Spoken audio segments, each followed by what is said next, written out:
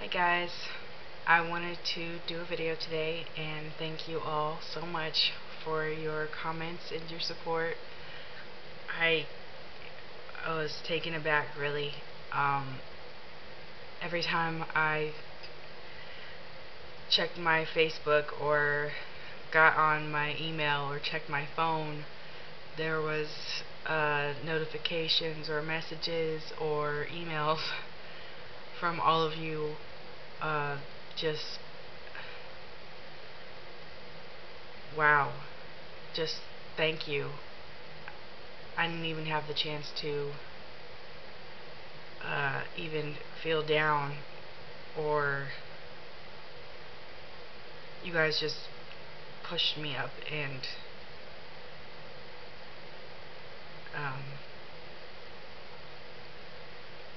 just caught me off guard in a really good way. Thank you so much. I didn't get the chance to, I don't have time to reply to everybody with everything that's going on, so I am sorry about that. I am really grateful for all of you for taking the time to watch my videos and to listen and to send me your advice and your stories, your life actually, to tell me what's going on with you guys. That helps. I mean, not to know that I don't want to, it doesn't, I don't mean like, I'm not like, frick, it sounds like really weird. I'm not trying to say that I enjoy knowing that anybody is suffering, but knowing that I have people to talk to or to reach out to. There you go, Marina. Good job. Okay. I think I'm going to take your guys' advice and probably try to vlog, because that helps. I feel better being able to talk, because over here in this area, I don't know, they're not supposed to talk about it or something unless you're seeing a therapist, and my therapist appointment's not till July. So, yeah. I'm gonna go ahead and do the vlog.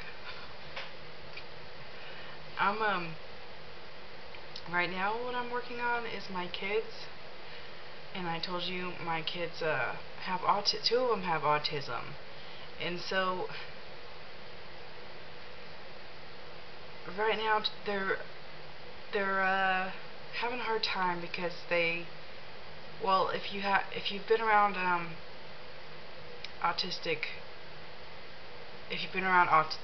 people with autism, then you know that they do well with routine, and children especially, they thrive, they do well with routine.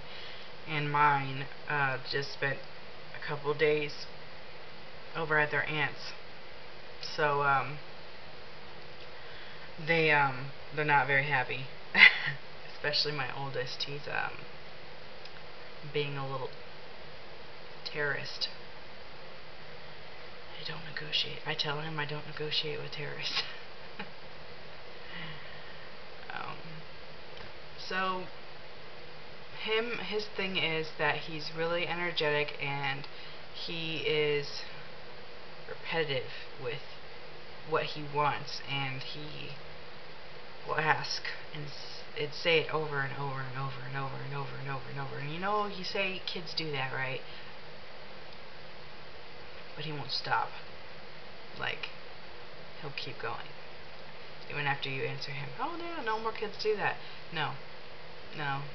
He'll keep going for like hours if you don't if you don't fully address the issue. My son takes prompting. He needs prompting. And his thing, my oldest is Xavier, and when he was a baby, he had colic, and he's always hated sleeping. So he's always cried at nap time and bedtime. And he didn't stop until like 2 months ago. And so since he's come back from his aunt's house, he's been crying. And it's like, no, no, why? Oh my god. Okay, so my second one is Xander. And he's been, since he was a baby, he's been like this sweet little boy.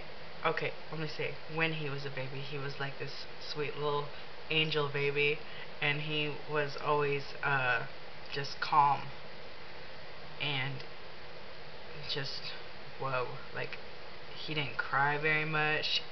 He was always just like calm, while my other son Xavier was like spastic and freaking out and like throwing himself around and throwing fits, and I was worried, and I was waiting for him to start freaking out while my oldest was freaking out, and he never did. And I used to be like in this panic because I didn't think I could. I was so terrified while I was pregnant with my second one that he was going to be just like my first one, and I would cry while I was pregnant because I was like, I can't handle two Xaviers. I can't do it. I can't handle two of them, and he's nothing like Xavier. But then he started eating his clothes, and then he started eating his playpen. And then I got him a new one, and he ate that one too. I'm not kidding. He ate it. Like, he didn't like eat it. Like, he chewed right through it. So the wooden playpens. Wow, I wish I could show you guys pictures. He chewed right through the things. And then he ended up with eczema, and he had it so bad he scratched. You guys, he scratched his skin so bad he would bleed, and then this is disturbing. He would scratch his skin raw, and then he would start bleeding, and he would start scratching, and he keeps scratching. And so we had to get him those, the full onesies with the footsies. And we would like wrap him up in gauze. He looked like a little mummy underneath his footsies. And we would like put not Neosporin, because we didn't want. He was like allergic to a whole bunch of stuff. We would put, Aquaphor, because he had like really dry skin when he was a baby, or he was like really young, and it was Aquaphor underneath the bandages so he would heal faster, and so he wouldn't dry up and get the eczema again. And then, so he was a mummy. He looked like a little baby mummy. It was so sad. And then, under his footsies and stuff, and then he would be all zipped up in there, and then, oh my gosh, it was crazy. It was so crazy. Oh my gosh. And then so, he got older, and then he would get like angry, and now he just does this thing where he like throws himself back on the floor. He'll just throw himself back, and he doesn't feel pain like we do. So he'll like fall back and be like clunk on his head, and people are like, oh my god. I'm like, he's fine. I'm like, he's okay. And then look at me, and he'll be like look at me, and are you serious? And I'm, yeah, he's fine. He's okay. Like, he's okay. just help him up. He's cool. It's crazy. But lately he's been really grumpy, and so when he gets mad, he'll start. And we live on the top or the second floor, so he's been getting mad, and he'll just be like flopping around on the floor, and he'll be slamming himself all over, and I'm getting frustrated because it's kind of bad. And then when we go out, I've been taking him outside. I'm sick now, and my oldest is sick now. It was something I had resolved to do, was to take us outside more, and now we're all sick. Yay me. Good job, Marina. I do that all the time. I'm sorry. So I've been taking this outside, and I keep thinking, if I keep doing that, my youngest will finally come up the stairs on his own. Every time I do it, he doesn't want to come up the stairs. So he screams and cries, and he flops around on the stairs, and I feel like an idiot, and everybody in the apartments comes and stares at me like I'm a terrible parent. And if anybody's outside, they'd like to stop and stare, and I'm like, excuse my language, you guys. I'm just like, Marina, don't be a bitch. Marina, don't be a bitch. Don't be a bitch. Don't do it. Don't do it.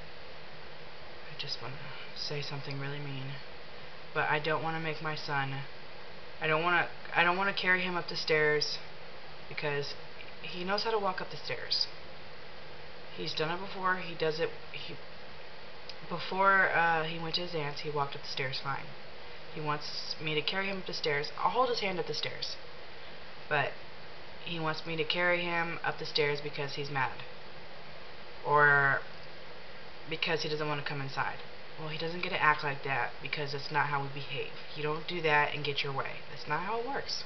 That's just, I don't think that's okay, and I'm not gonna do it one time and then he thinks it's okay to behave that way, and then that's how it works every single time. I just don't want to start that.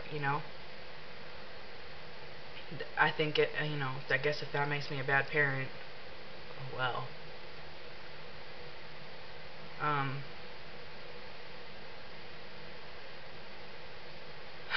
But that's not the only time that I've had, groups of parents stare at me. Like, we'll go to the store, and my son, if he gets, my middle one, if he gets sleepy, he'll start crying, and then, just be really unruly in the store, and people just start staring, and I'm just like, I try really hard not to start getting attitude, because I don't like when people do that, because there's always more to the story. I don't do that to people. When there's something going on, like if the kid's upset, obviously there's something more going on. I don't think, automatically, she doesn't know how to take care of her kid, or like if an infant's crying and the mom's ignoring her kid and she's talking on the phone, then I kind of get irritated, like something like that. But I'm not gonna be like, I don't know. I always try to take into consideration that there's more to the situation. But anyway, that's all I'm doing. I'm trying to get my kids back to their routine. I'm trying to get them back to their happy place, as well as myself. But I mostly want them to be happy, and I think they're mad at me, so I asked my oldest if he was mad, and he said yeah, and he's been really clingy, like super clingy. It's getting on my nerves.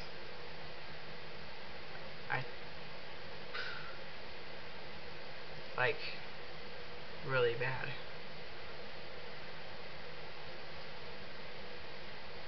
Like, my son is always around me. They're like all with me all day, and they that's fine. But in the first couple of days that they were home, I let them go with me everywhere, like to the bathroom and stuff, because I understood that they were gone, and they missed me and stuff. I missed them too, so that was okay. And I let them, in the morning they come and lay in bed with me and stuff. But after a couple of days, it's like, you need to stop now. Like, stop. Mommy needs to go by herself. You need to stop now. So, I don't know if you guys have any advice on how I can get my oldest and my youngest to get back into the routine with keeping meltdowns to a minimum. I am totally open to that advice. I'm just trying to not getting. I'm trying to stay calm during the whole process, and not get depressed or overwhelmed, because it's an overwhelming situation. It can be at times. I just go outside for a minute and get some air. So, thank you again, you guys, for listening and for all of your advice and for all of your support. It really means a lot to me. Sorry for rambling for a long time. Alright, I hope you're all doing well, and talk to you guys later.